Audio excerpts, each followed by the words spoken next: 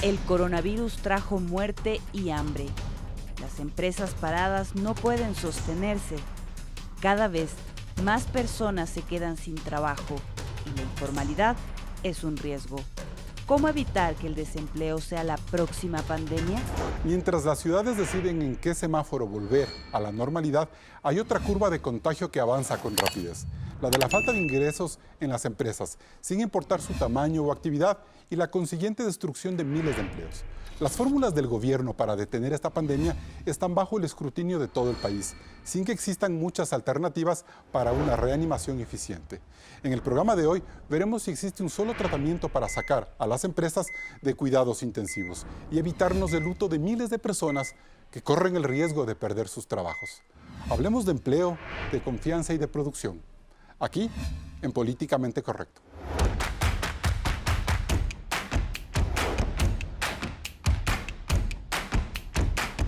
Hoy nos acompañan Francisco García Garecoa, presidente de la Cámara de la Pequeña Industria de Guayaquil, impulsor del emprendimiento y la responsabilidad social.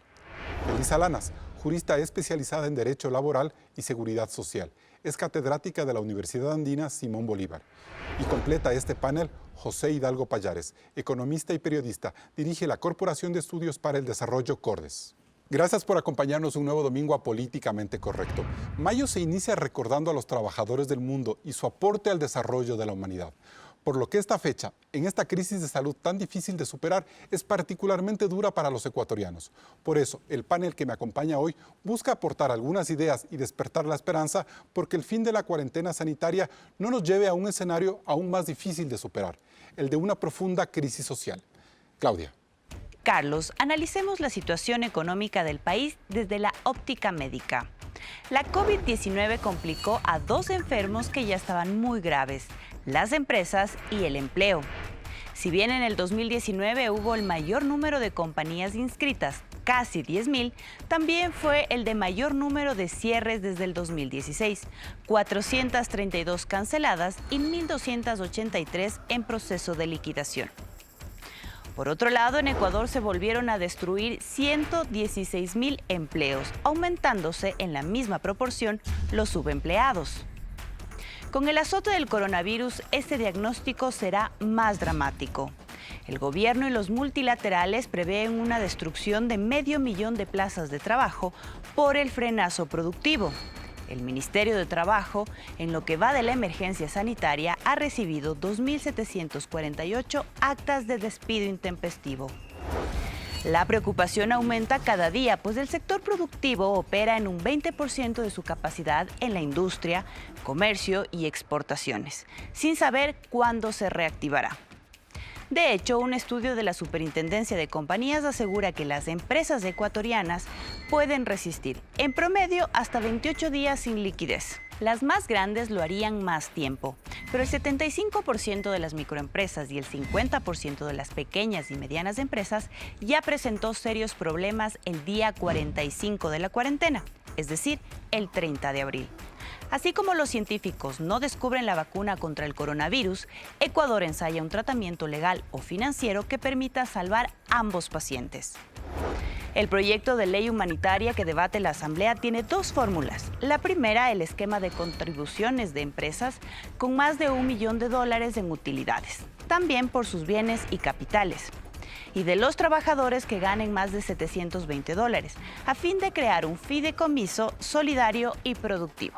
La otra fórmula es un acuerdo entre empresarios y trabajadores para reducir la jornada laboral hasta en 20 horas, salarios y la duración de contratos emergentes por 2 años. Y que exista un marco excepcional para que las empresas hagan frente a sus obligaciones y pagos en caso de una quiebra. La recuperación de ambos pacientes no solo se dará por una ley bien estructurada, sino también por un esquema de confianza entre empresarios y trabajadores, elemental en la crisis que vivimos. Carlos, empiezas el debate. Bien, gracias Claudia por ese reporte. Francisco García, buenos días. ¿Qué significa para el país que el 75% de las microempresas y el 50% de las pequeñas y medianas empresas estén al borde de cerrar? Buenos días, Carlos. Buenos días a todos. Definitivamente los números son bastante complicados y son bastante claros. Ayer se emitió un estudio de Ipsos a nivel nacional y usted puede verificar los números en el INEC, en las últimas estadísticas. Más del 97% de las empresas del país están compuestas por el 90% microempresa y el otro porcentaje, 7% más, son pequeña empresa. De esto, pues, el principal sector es el sector servicios y el sector comercio, y luego de eso el sector manufactura. Y pues como comprenderá usted, la situación desde nuestro análisis es cada vez más hacia la línea que se ha planteado en este programa, donde la reducción de empleo empieza a darse de manera fuerte. Nosotros en nuestros cálculos tenemos más Francisco, de 2.000 sí, despidos intempestivos que se han dado. sí, eso le quería preguntar. ¿Cuántos empleos corren el riesgo de perderse en este sector al que usted representa por la pandemia? Según la tasa de desempleo del Ecuador, anda por encima entre el 4.5 y el 5%. Pero esos datos son erróneos, porque si usted revisa el desempleo y revisa lo que ponen como autoempleo u otras iniciativas, definitivamente tenemos por encima del 20 y pico por ciento de personas sin empleo en las estadísticas anteriores. En este momento, ese cálculo que nosotros estamos haciendo está por el 34% aproximadamente, bajo los otros estudios como el que le menciono de Ipsos, que hemos podido revisar. ¿Usted siente que el proyecto del gobierno... Aumentando, Sí, tasa aumentando. Francisco, ¿usted siente que el proyecto del gobierno va a significar un alivio para solventar estos problemas de liquidez y de crisis? Mire, yo más que sentir veo los números y lo que tenemos a la mano, ¿no? Yo no me he quedado sentado ningún día en mi oficina. Yo he pasado en los sectores urbanos marginales de Guayaquil. Soy miembro de directorios de empresas alimenticias, pero también he transferido la ayuda solidaria porque participo desde hace muchísimos años en temas sociales y he podido ver la realidad desde los dos ámbitos. Una parte de Guayaquil, que es de donde yo le puedo hablar, una parte de Guayaquil que está en sus casas, pues confinados, y otra parte de Guayaquil, que son los sectores urbanos marginales, donde parecería que la pandemia no existe, porque la gente está en las Francisco, calles. de ese Y tema... claro, una persona puede ver, Sí, Francisco, de ese tema sí, vamos a hablar más adelante. Voy con José Hidalgo, buenos días. ¿Es un error o no, como dicen muchos políticos y empresarios, grabar todas estas contribuciones sobre utilidades y bienes de las empresas cuando vemos precisamente que las compañías no tienen liquidez? Al día 45 de la pandemia, es decir, este 30 de abril, se supone que prácticamente todo el aparato productivo ya tenía problemas para subsistir como empresas, José. Buenos días, Carlos. Muchas gracias por la invitación. Un gusto compartir con Francisco y Elisa. Sí, efectivamente, el impuesto dentro de las contribuciones humanitarias que está planteando el gobierno, el grupo de economistas que firmamos una propuesta dirigida justamente al gobierno, nos inclinábamos por una propuesta de las personas naturales que sentíamos que estaban en mejor capacidad para contribuir. Si bien nadie le está pasando bien en este momento, claramente una persona que siga recibiendo su sueldo, aunque sea reducido, estaba en mejor capacidad de contribuir que una empresa que está enfrentando problemas de liquidez. Y la mayoría de las empresas están enfrentando efectivamente ese problema. En ese contexto, la propuesta del gobierno que se está debatiendo en la Asamblea se limita por lo pronto a las empresas que en el año 2018 tuvieron utilidades de más de $1.000.000 o en el 2019 para las empresas que se constituyeron en ese año. Y ventajosamente, si bien este sigue siendo un impuesto bastante cuestionable, ventajosamente el proyecto de ley hace una excepción o dice que hará excepciones a las empresas más golpeadas por la crisis actual. Obviamente todas las empresas se están viendo golpeadas Pero por la José, crisis actual, pero hay gente, pero sí, José, sí, perdón, pero digamos. hay gente que está cuestionando, incluso líderes políticos, que se haya grabado, por ejemplo, este 2% a los bienes de las empresas, al tema de capitales. Es decir, se llegó a un acuerdo inicial, se debatió con mucha fuerza el tema de que sean contribuciones sobre utilidades, pero en el marco del debate se amplía el nivel ya de un impuesto. ¿Eso es correcto en este momento o se le fue las luces al gobierno? No, y me parece que no es, a ver, lo del gobierno ahí era cuestionable por el impuesto a las utilidades que efectivamente podía afectar la liquidez de algunas empresas, aunque, insisto, el gobierno quería exceptuar de ese grupo a las empresas más golpeadas por la crisis. En la comisión que está debatiendo, que está revisando el proyecto de ley, es donde se incorpora este 2% a los inmuebles, que además uno lee el texto que se propone y es 2% a todos los inmuebles. Entonces, uno entendería que son casas, departamentos, fábricas, terrenos, quintas, y obviamente un 2%, digamos, de una empresa florícola que tenga una quinta avaluada en $1 millón, 2% estamos hablando de $20,000, no es poco dinero. Entonces, me parecería que si bien las empresas deberían estar exceptuadas de cualquier tipo de contribución, aunque en el marco que planteó el gobierno al menos está tratando de contener los daños, me parece que este impuesto a los inmuebles puede resultar incluso más dañino que lo que estaba planteando el Perfecto. gobierno. Bien, gracias. Doctora Elisa Lanas, buenos días. Ante esta realidad, vemos cómo las empresas están ahogadas, no solo por la falta de ventas, sino por la posibilidad de que tengan que hacer estas contribuciones con mayores impuestos. ¿Cree usted que están en capacidad para asumir posteriores liquidaciones o desahucios a trabajadores en el marco de una ola de despidos? Buenos días, Carlos. Gracias por la invitación. Saludo también a los compañeros panelistas. Bueno, usted ha tocado un tema muy complejo, que es efectivamente el de la falta de liquidez, a lo que se suma la serie de obligaciones, no solamente laborales, las tributarias son, como ha comentado José, tremendamente fuertes. Respecto a lo que usted señala, fíjese usted la gravedad, primero, de tener que asumir, ponerse al día en pensiones, en aportes al IES, y viene lo otro, el tema de las liquidaciones y eventualmente indemnizaciones por despidos intempestivos. Efectivamente es un escenario muy complejo, pero no nos olvidemos de la parte que lo tiene más difícil, que es el trabajador o trabajadora, que no está recibiendo su remuneración o la está recibiendo de manera incompleta, al que se le ha comunicado que va a ser despedido o que se le van a afectar incluso más sus derechos en cuanto a tiempo y por tanto remuneración, y que eventualmente tiene que en el futuro enfrentar un juicio laboral, ¿no? Que no se resolverá de manera rápida, que demorará mínimo un año. Esas son difíciles situaciones para las empresas, pero no perdamos de vista. Eso es lo que le quería precisar, doctor. Es decir, en caso de una liquidación o un despido, este momento, como están las cosas, con la crisis de las empresas y el gran problema que se traslada a los trabajadores, yo veo que hay una doble afectación para el empleado. Por un lado, pierde su trabajo, la posibilidad de tener una remuneración, y por otro, el hecho de que no llegue a tener una verdadera liquidación o una indemnización como exige la ley, porque seguramente las empresas no tendrán dinero para hacerlo. Entonces yo creo que eso me gustaría que usted lo dimensione para que la gente nos entienda en el programa, el riesgo que corremos si no llegamos a un acuerdo diferente. Efectivamente, cualquier tipo de terminación de relación, del tipo que sea, es complejo. Una terminación de una relación laboral es súper compleja, ¿no? Primero, los ánimos quedan bastante afectados, y luego la mirada hacia el futuro, sobre todo de la persona que dice, me quedé sin trabajo, ¿cómo me voy a mantener y a mi familia de aquí en adelante, ¿no?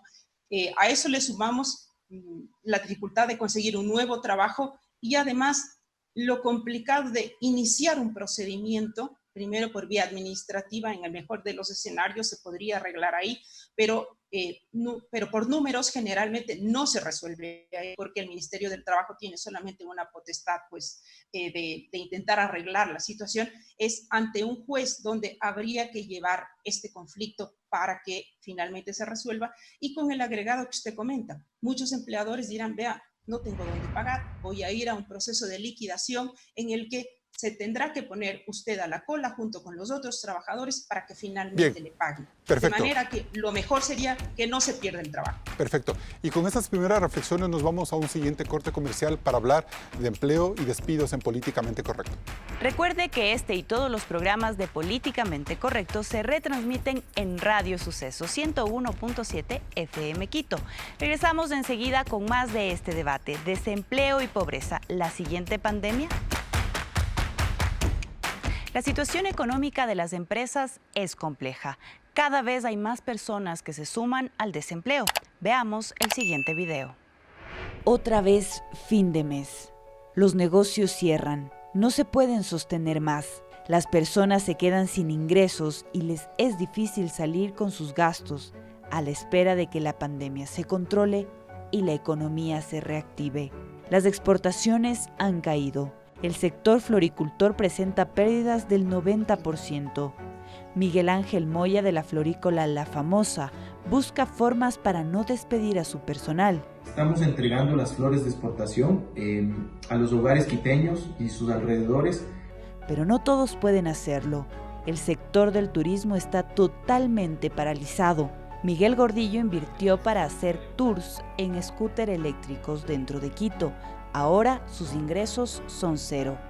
Somos de alrededor de 7 familias que por la emergencia sanitaria ocasionada por el coronavirus no contamos con ingresos. A esto se suma la incertidumbre de que la reactivación de la economía no irá por el lado del turismo y será lo último que se normalice. Smiling es un centro de educación temprana, una empresa familiar de 11 años dedicada al cuidado y enseñanza de los niños de meses a 4 años de edad. Cecilia Paredes despidió a todo su equipo. Nos duele mucho haber tomado esta decisión, sobre todo por nuestro personal. Son muchas familias que se quedan desamparadas sin trabajo. Y con las clases suspendidas, quienes se dedican al transporte escolar no trabajan. La pregunta es, ¿qué sucede a partir del siguiente mes? Porque prácticamente el transporte escolar está quebrado. Cada persona en el desempleo busca desesperadamente conseguir ingresos. Por eso los negocios informales crecen. Vivo diario de $10. ¿Cómo me va a alcanzar? Tengo 3 hijos. Efraín Ortega trabajó 11 años en Confiteca. Le faltaba apenas 3 meses para jubilarse, pero fue despedido.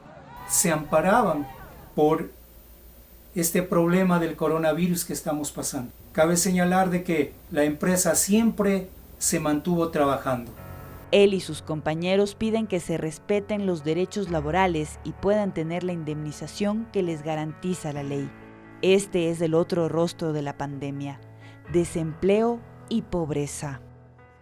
Qué duro y qué confuso también. Doctora Elisa Lanas, usted, como decía en el bloque anterior, ¿hay forma de frenar esta ola de despidos, de desempleo, de cierres, para ayudar a su vez también a las empresas a que subsistan y no se vean abocados a tener que liquidar o a tener que asumir unos costos laborales que no los pueden sostener?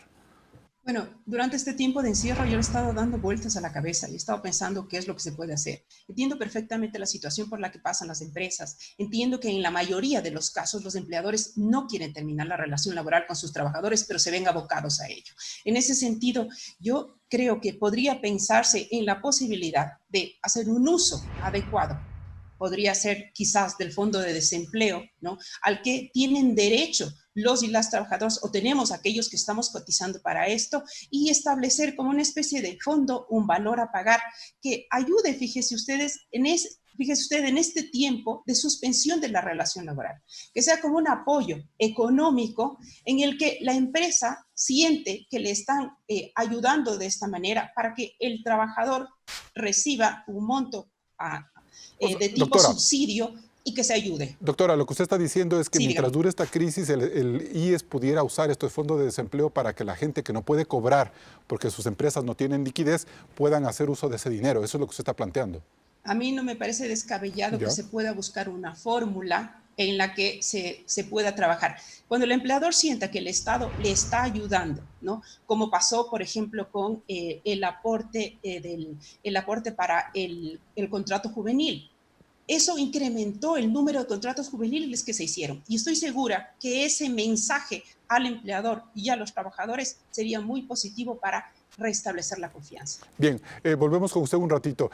Francisco García, ¿cómo generar precisamente ese factor de esperanza y de confianza al que está apelando la doctora Lanas desde el empresario? Porque también hay mucha desconfianza en cómo el empresario corta por lo más débil, es decir, despido gente y me libro del problema, que quizás es muy dramático, pero tenemos ese recelo. Yo creo que eminentemente el tema es un tema de liquidez y tenemos que ir mucho más rápido. Yo no creo en esa política del gobierno sumando, no en discrepancia, sino sumando en el debate de sacar dinero interno, sino que lo que debemos hacer es atraer dinero interno, ¿no? Creo que muchos analistas y las mismas microempresas y empresas han colaborado diciendo, señores, hay que parar el pago de deuda externa, hay que acudir a la banca privada que tiene dinero en este momento. El problema es que no va a dar dinero mientras el gobierno no emita garantías, y los bonos de Estado no son garantías, pero sí el crédito fiscal y el crédito tributario. El gasto público tiene que seguirse reduciendo, tal vez no con los trabajadores que ya tienen algún tiempo y con los gastos que ya tienen algún tiempo y son prioritarios para la patria, pero sí los que están en este momento pero, como Francisco, en un momento temporal. Francisco, ¿no? Le interrumpo. El gobierno ha señalado en los últimos meses que la masa salarial por la que tiene que velar, que cuesta 9.000 millones de dólares al mes más o menos, es prácticamente la que necesita el Estado para funcionar. El recorte por el exceso de gasto público en nómina, por otros temas que no sean médicos o militares o profesores, es mínimo en realidad. Es decir, creo que en el pedido que hacen las cámaras, que hacen gremios como el suyo, quizás no exista una realidad de este momento. Hay que pagar la deuda externa, sí o no, para lograr conseguir que haya apertura de los organismos multilaterales para que nos den los créditos que usted plantea. Es decir, yo sí siento que el gobierno tiene muy pocas opciones para enfrentar la crisis, y creo que los sectores productivos, no hablo solo por usted, le están poniendo demasiadas cortapisas al gobierno para enfrentarla. Como le repito, yo no represento al sector productivo grande o mediano, sino el chiquito, al microempresario o al emprendedor social. Yo he estado día a día en los sectores urbanos marginales de Guayaquil, donde se enfrenta a una realidad donde el hambre es más fuerte que el coronavirus. Y como decía hace un rato la doctora Elisa, es cada vez más el sector informal el que se está dando y promocionando, porque la gente tiene que salir a las calles por las situaciones en las que estamos en este momento. Pero yo sí creo que aún se puede recortar en una parte del gasto público, y en otra parte más todavía es buscar el fondo de liquidez. La banca privada tiene dinero. Los fondos internacionales, nosotros tenemos capacidad para fondos internacionales aún. Entonces yo no entiendo por qué todavía estamos dando vueltas con la asamblea y tantos temas, cuando podemos atraer todavía recursos e inyectar un poco de liquidez antes de que la situación se vuelva aún más crítica. Perfecto, ya, pero mientras esa fórmula macroeconómica se da, ¿cuál es la medida de confianza que ustedes, los empresarios, los pequeños empresarios, los microempresarios, deben dar a sus operarios, a sus trabajadores, para evitar tantos despidos y lograr un espacio de armonía? ¿Cómo está usted mirando este componente inédito de la crisis que debe ser el acuerdo y la confianza para salir adelante? Yo creo, Carlos, que yo soy parte de cualquier otra persona natural que trabaje en una organización. Yo trabajo en una organización y tengo una microempresa de servicios que en este momento está parada, pero hemos hecho todo lo posible para no tener que despedir absolutamente a nadie, pero la caja ya se está agotando. Y la caja empieza a salir de mi trabajo, en este caso, hasta que lo tenga, pero no sabemos hasta cuándo esta medida va a pasar. Perfecto. Por eso necesitamos liquidez inmediata. Y revise usted rápidamente CFN, Banco Nacional de Fomento y bancos privados para que vea que todavía no hay una mirada clara de los créditos o inyección de capital que se están dando. Perfecto, le copio ese dato. José Hidalgo Pallares, ¿cómo inyectar confianza entre empresarios y empleados? Me parece que esa es la fórmula más que mejor funcionará en un momento de tanta incertidumbre, mientras vemos que el gobierno se decide o no tomar decisiones adecuadas. Sí, a ver, yo diría, Carlos, que primero hay que tener claro un poco las diferencias del Ecuador frente a países en los cuales los gobiernos están llevando adelante políticas fiscales y monetarias expansivas que permiten a las empresas y a las personas llevar de mejor manera o sobrellevar de mejor manera esta situación. El Ecuador tiene una situación fiscal totalmente precaria, incluso previa a la crisis actual. No tiene un solo dólar de ahorros, no tiene acceso a crédito comercial en el exterior porque tiene un riesgo país de más de 5.000 puntos, y por lo tanto las herramientas con las que cuenta el gobierno son bastante limitadas. Yo coincido con Francisco en que la principal herramienta o la principal vía para inyectar liquidez tienen que ser fondos del exterior. En eso estoy totalmente convencido de que el gobierno tiene que hacer grandes esfuerzos por conseguir plata del Fondo Monetario, del Banco Mundial, del BID, de China, si es necesario, de otro crédito también bilateral, pero la principal plata tiene que venir de afuera porque en una dolarización finalmente se requiere el ingreso permanente de dólares. Yo no coincido con el tema de la banca privada porque evidentemente si uno revisa las estadísticas de la banca privada o del sistema financiero privado en general, que son bancos y cooperativas, la morosidad está empezando a deteriorarse y eso va a continuar deteriorándose, y por lo tanto los bancos, el dinero que tienen, en muchos casos lo van a tener que usar para provisionar esa mala cartera, José, y poder seguir respondiendo de manera eficiente, José, como lo han hecho hasta ahora los depositantes. ¿Se puede tener una magnitud de cuánto es esa morosidad? ¿Cómo está creciendo como para que la audiencia tenga claro? Bueno, en la banca privada hubo un cambio normativo, porque dado que los bancos han aceptado en muchos casos prorrogar el pago, por ejemplo, de las tarjetas de crédito, hubo un cambio normativo que permite extender el día en el cual se contabiliza como vencida un crédito que no se ha pagado. En ese contexto, ese cambio en la banca todavía no se ve, pero en las cooperativas, donde no hubo ese cambio porque las cooperativas ya tenían un plazo mayor que los bancos para contabilizar cartera, se está viendo un incremento, la morosidad está en torno a 6% en la actualidad, lo que era, si no me equivoco, alrededor de 4% el mes anterior. Entonces, es un camino que vamos a seguir viendo en los próximos meses, y por eso a mí me parece tan importante que la banca sea sobre todo prudente con el manejo de los recursos de los depositantes. Y respecto a su pregunta, Carlos, de la confianza entre empresarios y trabajadores, le quisiera dar otra cifra. A diciembre del año 2019, que es la última encuesta que pudo hacer el INEC de empleo y desempleo, había en el Ecuador más o menos 7.800.000 trabajadores en total, entre formales, informales, de empleado doméstico y demás. De esos 7.800.000, apenas 3,5 millones eran empleados formales. La diferencia estaba entre informalidad, no clasificados y empleo doméstico. Entonces, estamos hablando de un país en el cual menos de la mitad del empleo total corresponde a formalidad, y eso es justamente lo que tenemos que buscar, proteger ese empleo formal. Y obviamente que las empresas van a tener que poner de lado, no pueden repartir dividendos, van a tener que revisar sus márgenes, los ejecutivos van a tener que sacrificar también en buena parte sus salarios, pero creo que los trabajadores también van a tener que aceptar que en las actuales condiciones y en la etapa de recuperación, que no va a ser inmediata ni mucho menos, un salario menor va a ser uno de los requerimientos para poder dar sostenibilidad de largo plazo a las empresas. Perfecto. Y con esas reflexiones nos vamos a un siguiente corte comercial. Seguimos en Políticamente Correcto. Si bien el cambio del color en esta llamada semaforización para el retorno a las actividades depende de las autoridades locales, el volver será una corresponsabilidad de todos los ciudadanos. Debemos ser disciplinados y tomar todas las medidas de seguridad. Regresamos con más de Políticamente Correcto. Seguimos en Políticamente Correcto. José Hidalgo, usted hizo una mención en el bloque anterior que me parece un punto medular en este tema. Es decir, la posibilidad de que los trabajadores entiendan, asuman, se resignen a menores salarios. ¿Qué significa esto, tomando en cuenta que los derechos laborales en la Constitución normalmente no son regresivos, son de avanzada? ¿Cómo ponernos de acuerdo y cómo lograr una concertación en un tema tan delicado como es el que yo a fin de mes deje de recibir menos dinero?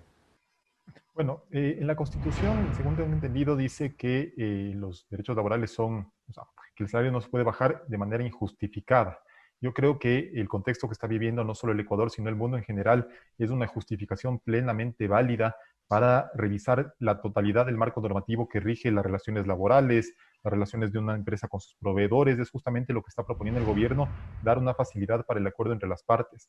Yo insisto en que el trabajador no va a ser el único que ponga que ponga de parte, ni puede ser el único que ponga de parte, porque los empresarios, si es que no revisan sus márgenes y no revisan sus precios, los salarios de sus ejecutivos, también van a quedar fuera del mercado. El tema fundamental es que con un empleo formal que es menos del 50% del empleo total en el país, entonces tenemos el riesgo de que a futuro, no solo que las personas no tengan ingresos fijos si es que se pierden puestos de empleo en el sector formal, sino que esas personas también dejan de contribuir a la seguridad social y por lo tanto en el futuro van a ser jubilados que no contribuyeron a una aparato de seguridad social iba, José. Que ya viene con cuentas bastante... Claro, pero el hecho de que haya hipotéticamente una reducción de masa salarial en todo el país, hipotéticamente, como para graficar el asunto, ese mismo hecho ya le está afectando al IES en el cortísimo plazo. Es decir, tenemos un problema adicional que es el de velar por los jubilados y por las prestaciones de salud en una crisis sanitaria. Totalmente, pero imagínese, Carlos, lo que significaría que de este 40 y pico % de empleo formal que tenemos en el país pasemos al 30% o al 25%.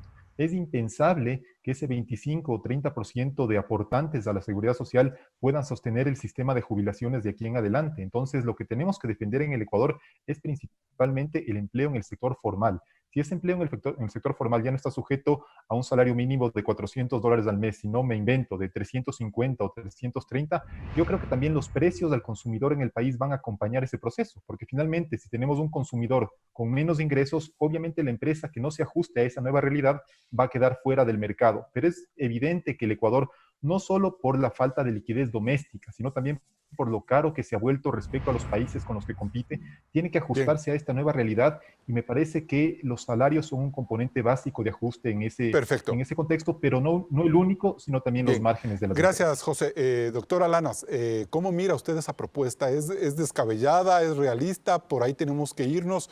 ¿Cómo responder esta inquietud a los sectores sindicalistas que en los últimos meses y años han salido a decir que eso es irrenunciable y que no van a aceptar bajo ningún concepto una medida como la que plantea José Hidalgo? Bueno, yo entiendo el criterio de José, no lo comparto, me parece un mensaje bastante peligroso.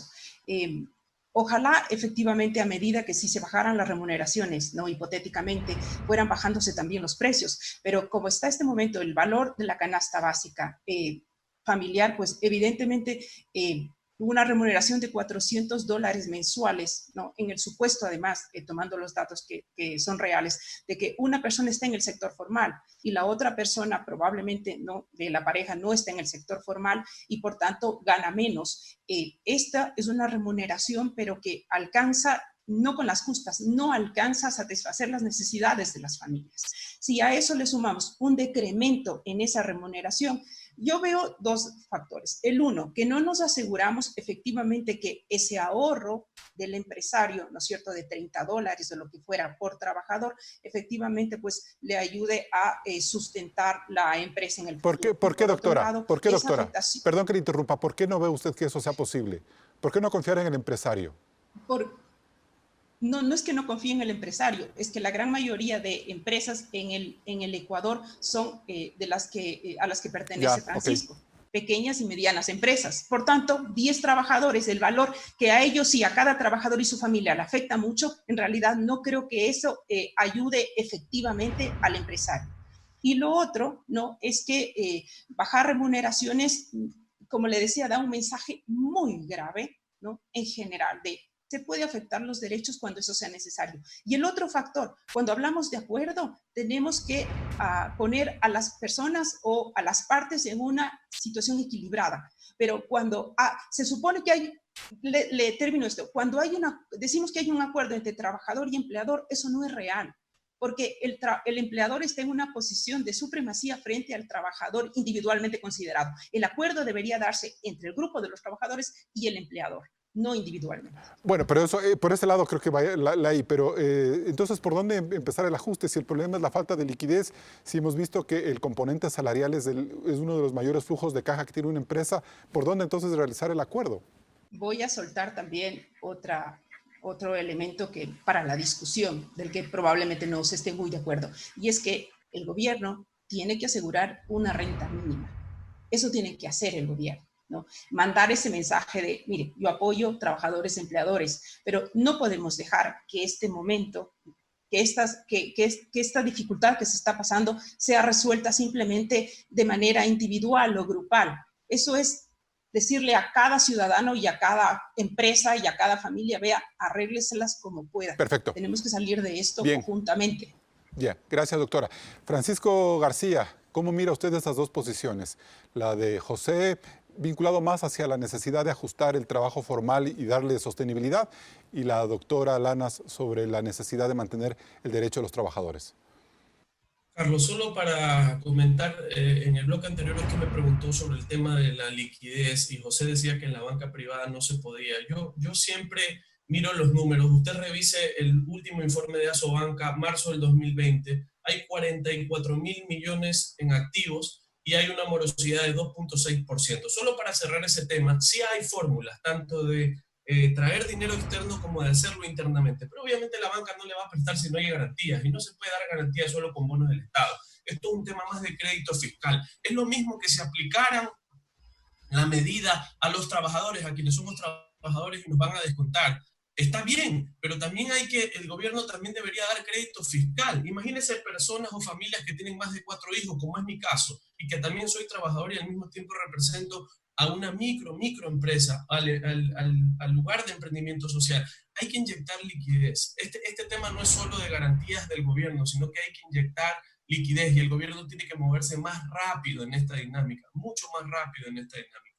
Desde esa mirada y aportando lo que ha dicho José y la doctora, Como le digo, yo he estado en los sectores sociales donde se vive una realidad. Por un lado, hay una realidad de la clase media y media alta, que es una realidad donde hay mayor teletrabajo, donde hay mayor confinamiento de casa. Pero por otro lado está la realidad social. Muchos lo hablan como informales. Yo les digo emprendedores sociales, emprendedores de vida, porque tienen que salir adelante para es decir, ellos están por fuera de esta discusión, ¿no es cierto? Ellos están por fuera de la realidad de la discusión que plantea José y que plantea la doctora Lanas. ¿Eso es lo que me quiere decir? Muchas veces, sí, Carlos, muchas veces lo que pasa, y cuando usted revisa las entrevistas, es que muchas veces decimos o hacemos cosas en base a noticias o en base a ciertas indicaciones que se han dado de manera general, pero yo le estoy diciendo lo que veo en la realidad. Usted vaya a Flor de Bastión, a Bastión Popular, a Monte Sinaí, al Guasmo, a cualquiera de las zonas de Guayaquil, y la gente está en las calles porque tiene que salir adelante ante la situación que vive. Claro, tal vez mi comentario se pueda ver para otras personas como irresponsable, y tal vez mi comentario para otras personas se pueda ver como la realidad. Entonces, la realidad, ¿qué es lo que va a pasar? Si mañana José, la doctora o yo nos quedamos sin trabajo, ¿cómo sacamos adelante a nuestra familia? O la microempresa, pequeña empresa que tenemos, que en este momento ya está cerrada, que en este momento ya no puede salir adelante porque en el caso mío, le decía, es de servicios.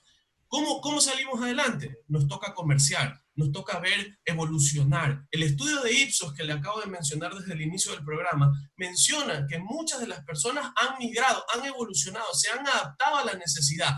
Personas que vendían tecnología, personas que vendían un sinnúmero de cosas, porque Guayaquil es netamente comerciante, más del 60%. ¿Qué están haciendo? Hoy están vendiendo otro tipo de cosas, mascarillas, insumos médicos, están evolucionando porque tienen que sacar a su familia adelante. Entonces, esa es la realidad que se vive y que yo la veo en las calles. Perfecto. Bueno, nos vamos a un siguiente corte comercial. A partir de mañana, 4 de mayo, empieza la etapa de distanciamiento social para poder volver a las actividades. Cada cantón tomará la decisión de acuerdo al nivel de contagio. Luego del corte regresamos con este análisis. No se desconecte de la señal de Coavisa. Aunque el gobierno señale que a partir del lunes 4 de mayo el país dejará su aislamiento para empezar una nueva etapa de distanciamiento social, la mayoría de cantones esperará un par de semanas más para cambiar el color del semáforo y reanudar de forma paulatina las actividades. La decisión atraviesa múltiples factores. Por un lado está la alerta pública de académicos, médicos y epidemiólogos ante el riesgo de posibles contagios masivos que saturen el sistema de salud. Guayaquil teme un nuevo pico de enfermos y Quito asegura que la ciudad es muy frágil frente a un brote. El sector productivo cree que esperar a que la COVID-19 esté plenamente controlada dañará por completo las actividades económicas, por lo que la crisis social a futuro puede ser de proporciones. Finalmente está el Ministerio de Trabajo, que ha sembrado confusión y molestia sobre considerar o no el contagio de los trabajadores como una enfermedad laboral. Tendrá que existir un examen médico y científico que confirme si este es producto de la actividad del empleado. Carlos, continúas con el debate. En ese sentido, José Hidalgo Pallares, no sé, tal vez poder volver un poco sobre la necesidad de cómo establecer confianza en el tema de acuerdos entre trabajadores y empresarios, y si esta confianza tiene que darse ya en el marco de un nuevo cambio de actividad productiva rápido, es decir, la cuarentena ya es insostenible en este momento para el sector productivo. Sí, a ver, Carlos, yo creo que es un equilibrio sumamente difícil el que tenemos que encontrar. Por un lado están las muertes que se pueden generar por el coronavirus y por otro lado están las muertes que se pueden generar porque la gente no tiene de qué subsistir. Francisco ha explicado claramente lo que se vive en el sector informal y obviamente estamos en un riesgo de que muchas personas que estaban en el sector formal pasen a la informalidad y no tengan manera de subsistir porque no se están vinculando a un medio que no conocen. En ese contexto, entonces, el equilibrio tiene que tomar en cuenta los dos factores. Perdón, una interrupción, José. ¿Eso es evolucionar? ¿Eso es un comportamiento evolutivo, como lo ha planteado Francisco en el bloque anterior? Quizás dejar por una crisis un empleo formal e ir a la informalidad en medio de una pandemia y de una cuarentena como esta. Pero todo toma su tiempo. Imagínese, Carlos, que usted salga de Coavisa mañana o que yo salga de Cordes mañana. Yo no sé cómo empezar a generar ingresos de un día para el otro. Obviamente la gente que está en el sector comercial informal durante años es gente también que ya ha ido desarrollando su experiencia. El riesgo que tenemos es no solo este que mencioné previamente de gente que deja de contribuir a la seguridad social, sino gente también que se queda de un día al otro sin ingresos y que no tiene tampoco la experiencia, tampoco hay demasiados clientes en las calles, digamos, para empezar a generar un ingreso que sustituya al anterior. En ese contexto, el tema de la confianza y de los acuerdos, sobre todo, es básico. Yo creo que nos tenemos tenemos que asumir como ecuatorianos que la realidad que vivíamos hasta ahora, que ya de por sí era difícil con una economía que no crecía, no va a volver a ser la misma y que no solo depende de la liquidez interna del país, sino que el país ya se había vuelto sumamente caro respecto al mercado internacional y que en ese contexto nos tenemos que abaratar. Y lamentablemente esta crisis sanitaria que estamos viviendo nos va a llevar a abaratarnos un poco a la fuerza, pero yo creo que el objetivo principal es salvaguardar los puestos de empleo en el sector formal, aunque eso implique que si una persona trabajaba 40 horas a la semana, ahora trabaje un poco menos, y gane también un poco menos. Ok, gracias. Doctora Lanas, ¿es un nuevo riesgo adicional al tema salarial, al tema de perder el trabajo, el hecho de que los empleados tengan que asumir un trabajo en el cual se puedan contagiar? Es decir, no te contagias por el trabajo, sino el ambiente general, el hecho de que tú salgas a tu oficina te puedes contagiar. ¿Eso se debe entender como una enfermedad laboral o está bien que el gobierno lo haya circunscrito únicamente a aquellas profesiones que están en la primera línea del combate? No, la OIT tiene disposiciones en este sentido. Y lo que ha llegado a decir es que efectivamente, si es que una actividad, ¿sí? O con ocasión de la actividad laboral, una persona se enferma, ¿no? Por esta exposición que está teniendo o incluso por viajar de un lado a otro, esto debe ser considerado enfermedad profesional. Y el otro tema que hay que cuidar aquí es el tema de la salud y seguridad en el trabajo. Cómo los empleadores pueden garantizar efectivamente que los trabajadores no se contagien, que sería lo ideal. O sea, doctora, cualquier persona que salga a la calle a su trabajo en una oficina y se contagie de coronavirus, ¿lo hace por una actividad laboral? ¿Así tenemos que entender? ¿O se tiene que matizar? Es decir, yo soy médico y me puedo contagiar. O quizás el policía se puede contagiar. ¿Cómo discernir entre un contagio laboral o no? Bueno, desde luego que hay colectivos de trabajadores que están mucho más expuestos, ¿no? A estos riesgos y concretamente al del contagio de la COVID-19 actualmente y lo va a estar en el futuro. Pero pensemos que en general, ¿no? Las personas que están vendiendo, por ejemplo, que están haciendo los delivery de comida, fíjese usted, están en este momento sobreexpuestos porque están trabajando muchas horas, ¿no? Y lamentablemente no vamos a tener tiempo de hablar de ese tema, pero estas personas además, para la normativa ecuatoriana, son considerados trabajadores autónomos, cuando en realidad hay empresas, estas plataformas digitales que están, ¿no? Este momento aprovechando ese trabajo. Ese es un doctora, tema pues, que también habría que... Para cerrar la discusión, usted cuando hablábamos y cuadrábamos la entrevista me decía que tenía mucha preocupación porque el marco de la enfermedad, de la pandemia, se ha utilizado por determinadas empresas para agilitar procesos de despido. ¿Cómo debe el gobierno, el Estado, la sociedad vigilar para precisamente garantizar una medida de confianza? Es decir, que no se pueda malutilizar o malinterpretar esta enfermedad como para sellar acuerdos que a lo mejor no vienen al caso en este momento. Bueno, más que acuerdos, aquí lo que hay es despidos unilaterales y eso es lo que hay que evitar. Yo creo que desde el gobierno debería haber un mensaje claro, sobre todo de parte del Ministerio del Trabajo, que hasta el momento, como usted bien ha señalado, no ha existido, en el sentido de que no es causa, sí, es decir, no se puede despedir en este contexto. Eso ya se está definiendo en muchos otros países y en el Ecuador también deberíamos hacerlo. Ya después habrá tiempo de evaluar efectivamente cuál es la situación real de las empresas, de los empleadores, para ver si de una manera consecuente habría que terminar las relaciones o no. Pero en este momento, tal como están las cosas, no se debería permitir despidos. Okay. Perfecto. Gracias, doctora. Finalmente, Francisco García, ¿la cuarentena llegó a su límite como concepto, como método de cuidarse? ¿O se puede seguir esperando varias semanas como lo han planteado básicamente la alcaldesa Viteri en Guayaquil y el alcalde Yunda en Quito y en otras ciudades del país también? Carlos, yo trato nunca de hablar en base a lo que yo creo, sino en base a los estudios. Si usted ve el estudio de Ipsos, que le decía yo desde el inicio, se plantea que los mismos ecuatorianos analizan que esta situación todavía va a ir a 3 meses más. Si usted ve el semáforo en rojo que nos han transmitido en Guayas, dice que hasta el 24 de mayo y recién vamos a revisar. Entonces, esto de aquí todavía va a seguir y va a seguir de largo. Por eso es que hay que ponerse de acuerdo. Yo estoy de acuerdo con la doctora en que hay que ponerse de acuerdo. Los sectores todavía del Estado no se ponen de acuerdo. Okay, eso lo entiendo perfectamente. Mire usted, Francisco, CFN... Sí, por cuestión de tiempo, Francisco, sí, Carlos. Por cuestión de tiempo de eso ya hablamos. Yo lo que quería es que me precise usted cómo hacer con la gente que este momento, como en el caso de Guayaquil o de Quito, en determinados sectores, se ve obligado a salir a la calle para producir, vender en un momento de cuarentena, mientras las autoridades siguen alargando, siguen postergando la normalización. ¿Cómo buscar el equilibrio en esa realidad? Usted ayer, cuando hablábamos previo a la entrevista, me decía que hay que adaptarse al COVID, no esperar que se vaya porque puede tardar mucho tiempo. Bueno, yo creo que ya se están adaptando desde hace rato muchas personas. O sea, la necesidad es un tema que mueve rápidamente todo. O sea, y como le decía, el 60% de personas en Guayaquil sobre todo son comerciantes.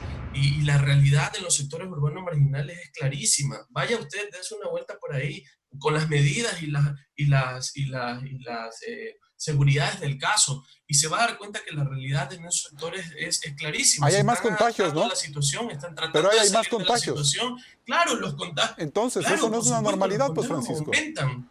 Eso no es una normalidad. No es una normalidad, Carlos. Carlos, no es una normalidad desde el punto de vista de cualquier persona, digamos, que puede analizar la situación y decir, eso es una irresponsabilidad. No, pero lo que usted está planteando es que sales a la calle a vender sí. Y te enfermas. Eso es lo que están las autoridades tratando de evitar. Que no te enfermes por vender. Sí. Claro, pero lo que se está poniendo en normativa, lo que yo le estoy tratando de decir, no es lo que está pasando en la realidad. Si usted fuera un comerciante, si usted fuera un emprendedor social que vive de día a día, que se gana $10, $20, $30 diarios, ¿qué haría usted para sacar a su familia adelante? Entonces, las microempresas en este momento han evolucionado rápidamente hacia el mercado electrónico, hacia el comercio electrónico, hacia el servicio a domicilio, porque es lo que se permite. Perfecto. Yo no estoy promoviendo por ningún motivo que la gente salga a la informalidad o a la parte comercial. Bien, gracias, Francisco. Yo no estoy promoviendo eso, pero sí le estoy diciendo lo que está pasando en el país y en ese sector urbano marginal. Bien, nos vamos a un siguiente corte comercial y volvemos con las conclusiones. Entramos en etapa de conclusiones. Francisco García Garecoa, ¿es posible crear acuerdos de confianza entre empresarios y trabajadores para superar estos difíciles momentos? Creo que es lo principal, Carlos, crear no solo acuerdos entre empresarios y trabajadores, también ponerse de acuerdo entre organismos de Estado, y esto significa Estado Nacional y también los GATS. Hay muchas iniciativas que se están dando, como Fondo Futuro en el municipio de Guayaquil, como lo que el Estado quiere hacer en marco de liquidez. Pero también hay algunas otras cosas que los representantes de instituciones, como mi caso, microempresas, estamos haciendo que las microempresas se vuelquen hacia el lado digital, comercio electrónico, servicio a domicilio, y que además existan promoción de capacitación y formación online. Le digo capacítate para el empleo.org de Fundación Carlos Slim, para que la gente empiece a capacitarse sobre cómo digitalizar rápidamente su negocio. Elisa Lanas, su conclusión. Creo que el acuerdo debe estar motivado y avalado por el gobierno. En principio con ideas claras, con planteamientos claros, no difusos y confusos. Y por otro lado, creo que es hora de que desde los trabajadores y desde los empleadores vayan acercando posiciones, entendiendo que todos tenemos que sacrificarnos para salir adelante, pero también comprendiendo que no se puede perder el empleo y hay que intentar mantenerlo e incluso incrementarlo. Gracias. José Hidalgo Payares, ¿qué es lo políticamente correcto? Bueno, para mí lo primero sería que el gobierno consiga fondos del exterior que permitan inyectar liquidez a la economía no abusar de un sistema financiero que está tratando de contener la morosidad que seguramente va a aumentar en los próximos meses.